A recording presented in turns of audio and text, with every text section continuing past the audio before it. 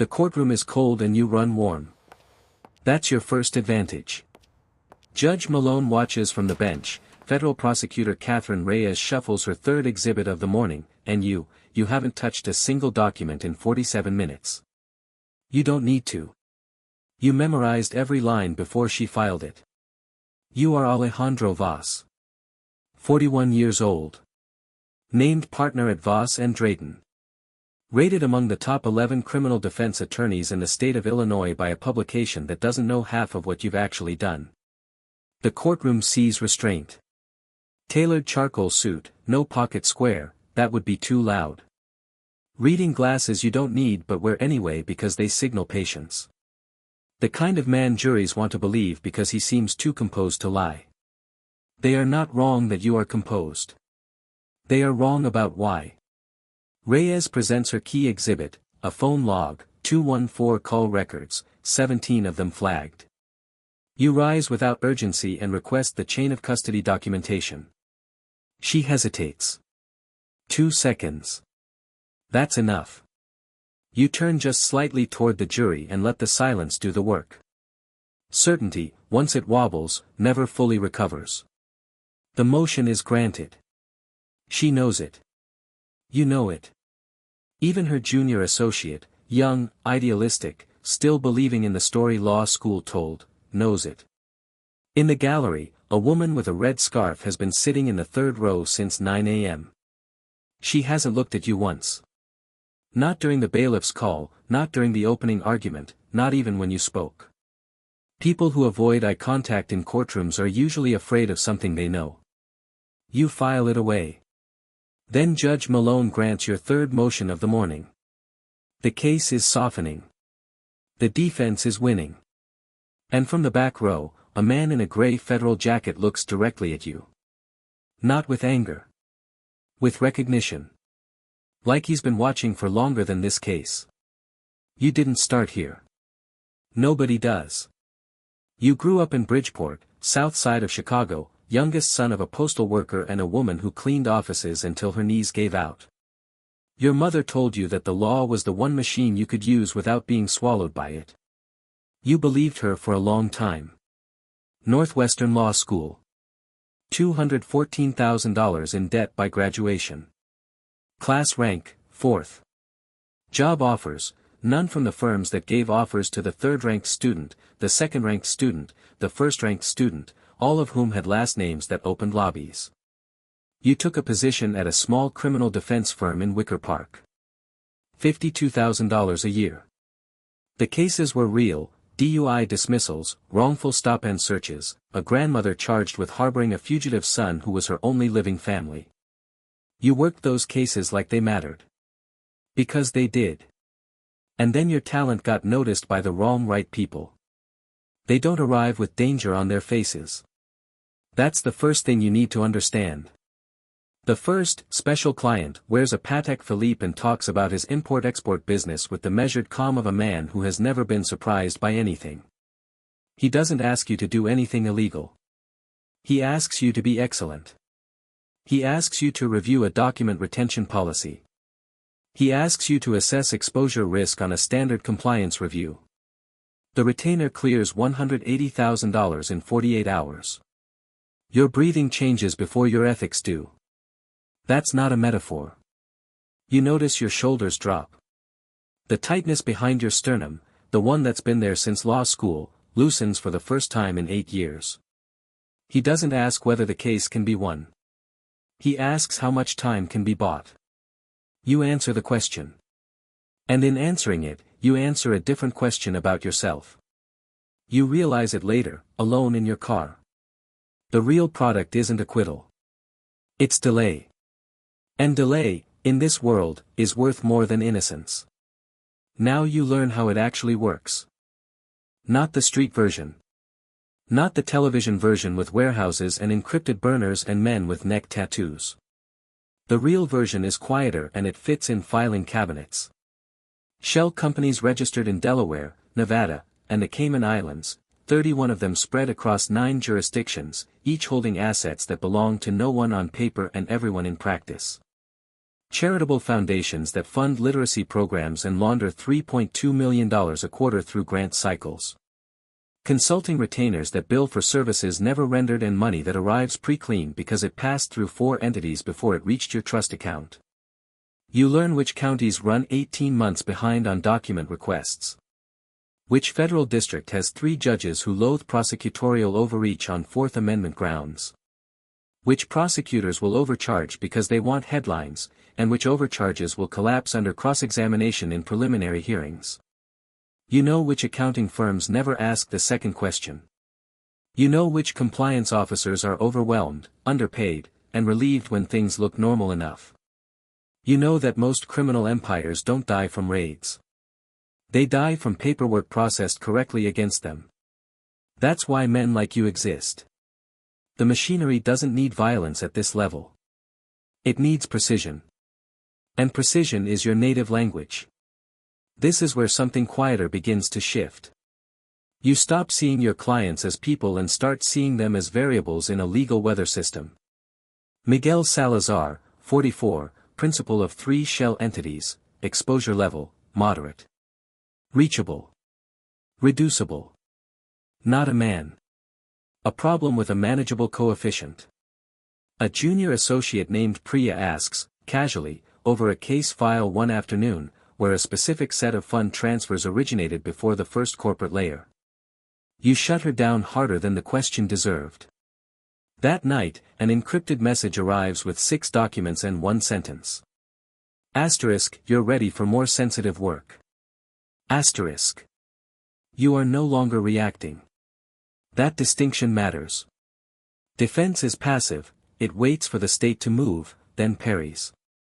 What you do now is different. You advise before exposure.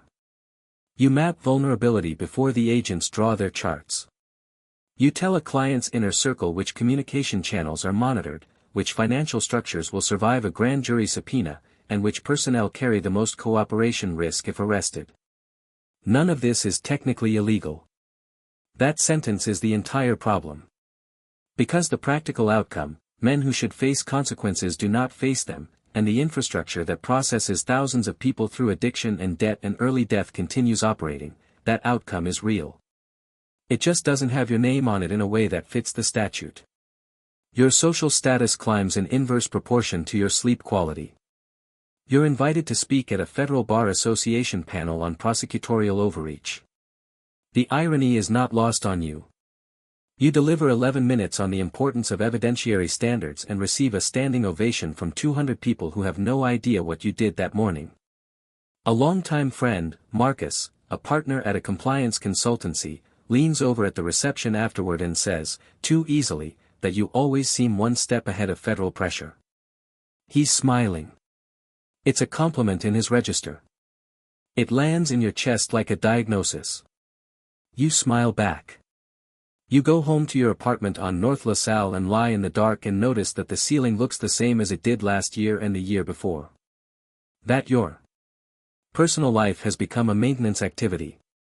You keep the gym membership, keep the dinner reservations, keep the responses to your sister's texts at a reasonable delay so she doesn't worry. 48 hours after a strategy session you attended last Tuesday, a witness withdraws their testimony. You don't ask what happened. That's what breaks something small and structural inside you, you already know. And you don't ask. And not asking, it turns out, is a choice. You're winning at the highest frequency of your career. Your family has stopped asking for details. Your father, 71, Bridgeport, still sharp, he asks how work is going and you say busy and he nods with the specific slowness of a man who has learned not to push. Your sister brings her kids to your apartment twice a year. The children don't fully understand what you do and you are relieved they don't ask. The people closest to you sense residue where warmth used to be. You are physically present at every required occasion. You are emotionally redacted. Then a file lands on your desk that shouldn't bother you and does. His name is Damian Reyes. 22 years old. A courier, low-level, expendable, third tier. Picked up transporting 1.4 kilograms of fentanyl-cut heroin in a courier bag on the Red Line. The state has a clean chain of custody. The case is a plea negotiation, not a trial, routine. But buried in the discovery file is a photograph. Damian Reyes, 2 years earlier, at a community boxing program on West 47th Street. The program is called Corner Kids. You donated $15,000 to Corner Kids 3 years ago as part of a charitable giving strategy designed to build public goodwill. The photograph is just a moment. A kid in red gloves. A trainer adjusting his stance. A room that smelled like effort. You sit with the file for 11 minutes without moving. The machine doesn't just move product. It moves people. It finds the Damian Reyeses, boys with some talent and a bad cousin and a rent-overdue mother, and it makes one errand feel survivable. Then another. The machine is patient.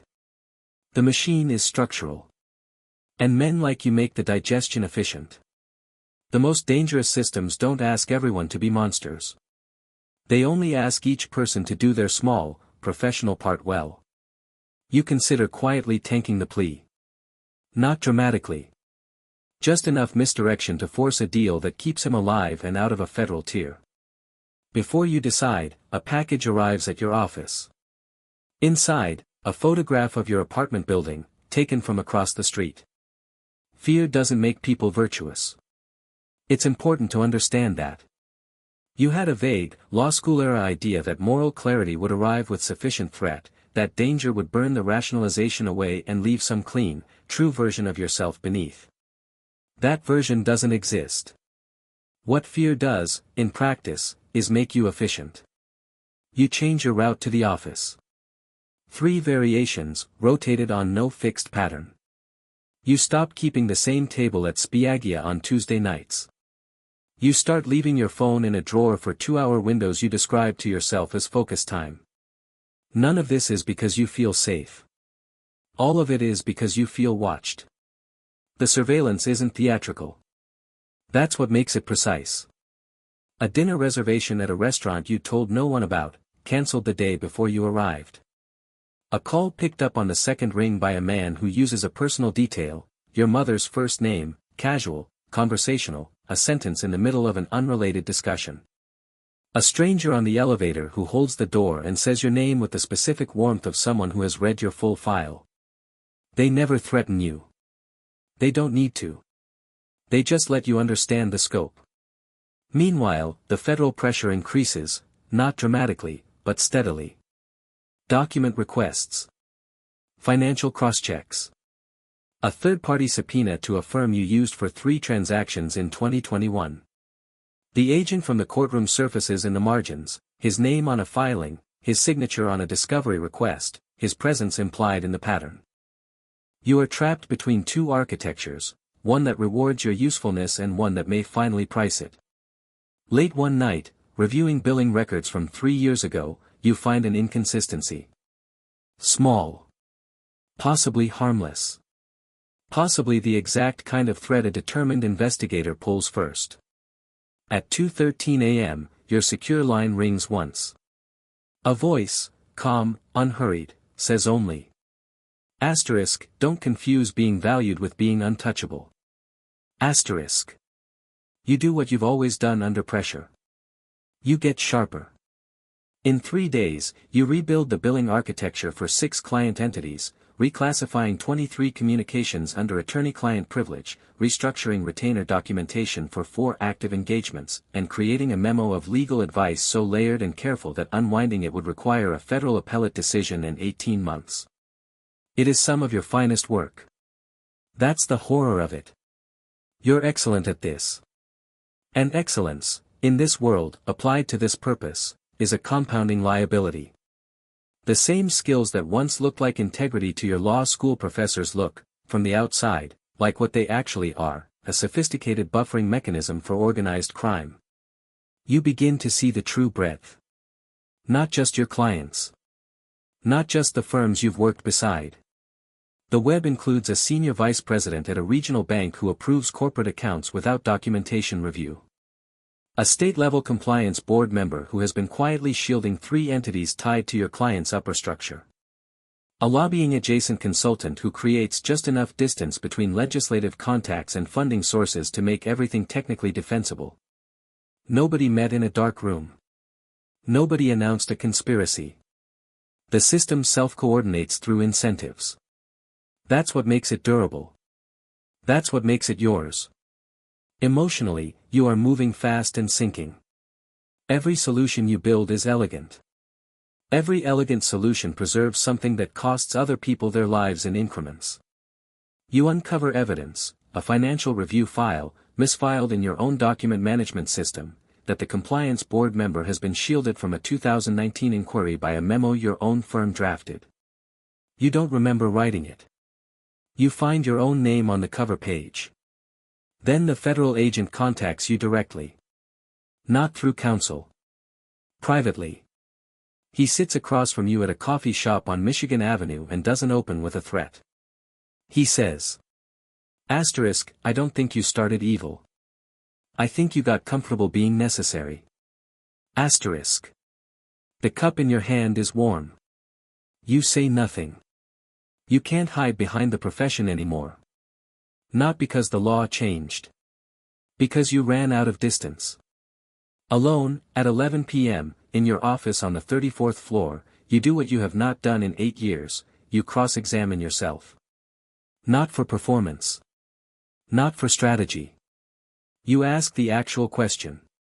What exactly are you? Not legally. The legal answer is still technically defensible, and you know exactly how to deliver it, calm and fluent and convincing.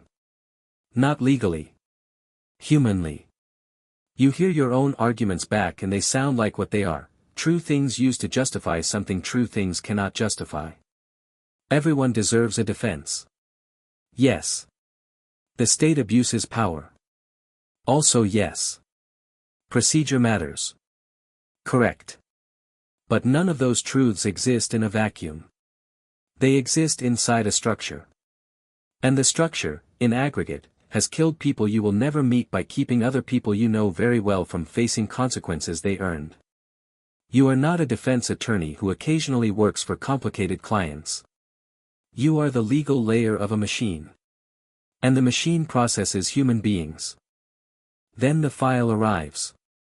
A witness named Gloria Reyes, no relation to Damien, is scheduled to testify in a federal proceeding in 11 days. The indirect communication, delivered through a third party who would swear he was only sharing information, outlines a strategy, background work, reputation pathways, strategic leaks to 2 journalists, pressure on a prior employer. Nothing overtly illegal. Everything functionally destructive. You open a new document. You begin to type the strategy memo. The cursor blinks. Paragraph 3. Your fingers stop. You read what you've written. You read it the way someone outside this building would read it, not as legal strategy, but as a description of what it does to a person. You hover over send. You don't send it. You sit for a moment in the weight of that, one small refusal, years too late, costing nothing yet. Your office lights go out. The building is on a timer. It means nothing. You sit in the dark anyway. You don't become a hero. That would require a different story and a different person and a clean break that real systems don't provide. What you do is smaller and harder and more ambiguous. You stop performing enthusiasm. Missing a deadline by 16 hours on a document that needed to arrive before a financial filing window. Offering analysis in a strategy meeting that is technically correct and practically useless. Failing to flag a cooperation risk that 3 weeks ago you would have flagged before breakfast. Systems notice withdrawal faster than rebellion. Rebellion is loud. Withdrawal spreads. Your clients feel the drift before they name it. One calls your managing partner. Another sends a message through a third-party channel, the kind of message that isn't a message in any court-admissible sense, but communicates clearly. Your firm's equity partners begin scheduling lunches with you. They have the faces of men who are fond of you and uncertain about your stability. You are becoming a pending event. The federal agent makes contact again, this time through proper channels, an interview request, standard language. But you understand what it means, they're not circling anymore. They're landing. And here is where the story stays honest, because it must. They don't offer you a clean exit. They don't promise protection with the easy warmth of a television prosecutor. They want leverage. They want documents, architecture, pathways, the exact system you spent 8 years learning to protect. They want your usefulness redirected. Not your soul. Your usefulness. You consider it. Not dramatically, while sitting at your desk, reviewing a case file that suddenly seems very far away, you consider giving them the map. Not just names. The process. The shell structures. The billing mechanisms. The specific counties, the specific clerks, the specific judges who hate federal overreach. The whole invisible infrastructure of respectability. You go home. Your door is unlocked. Nothing is visibly out of place. One legal pad is missing. The one you kept in a second drawer, filled with your own handwriting, 8 months of notes on how the whole system actually worked, written in the private hours when you still couldn't fully admit what you were doing. Gone. You finally see it whole. Not the cartel as the news describes it, armed men, tunnels, coded phones, mountains of seized cash. That's the surface. Beneath it is something more durable and more frightening, a cooperation chain of respectable people whose ordinary professional behavior kept consequences delayed and reality negotiable for years. A bank VP who approved 34 accounts without secondary documentation review. A compliance board member shielded by a memo from your own firm. 3 shell charities that funded genuine literacy programs with 12 cents on the dollar while the other 88 cents moved somewhere clean. Attorneys, accountants, consultants, and officials, none of them monsters, all of them useful, each doing their small part with precision and plausible distance. And you. The most useful of all. You choose to act. Not dramatically. Not with a press conference or a wire or a heroic walk into a federal building. You transfer 41 documents through protected channels to an investigative reporter at a publication with a legal team capable of defending the publication. You request a proffer session with the federal prosecutor's office.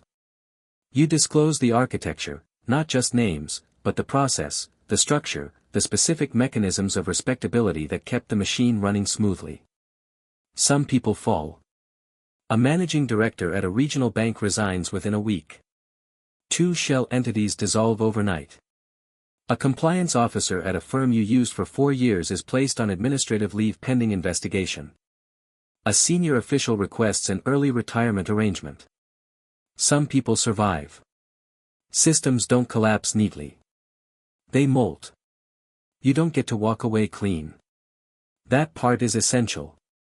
You helped expose it. You also helped build it. For 8 years you were its most polished guardian, the man in the expensive suit who made destruction sound like procedure. Your disclosure doesn't erase that.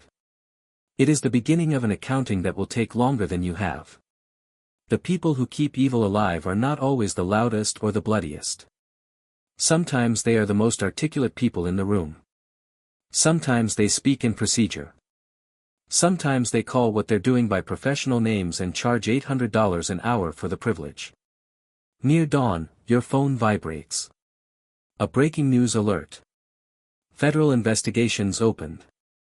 Offices searched. Names surfacing. The city waking to a version of the truth. You stare at the screen. A second message appears, from a number you don't recognize. Asterisk, structures don't die. They adapt. Asterisk. You put the phone face down on the table. The city lightens outside your window. Somewhere below, Chicago is beginning its morning, ordinary, reliable, moving forward on the assumption that the systems it runs on are basically sound. You know what you know. That's where it ends.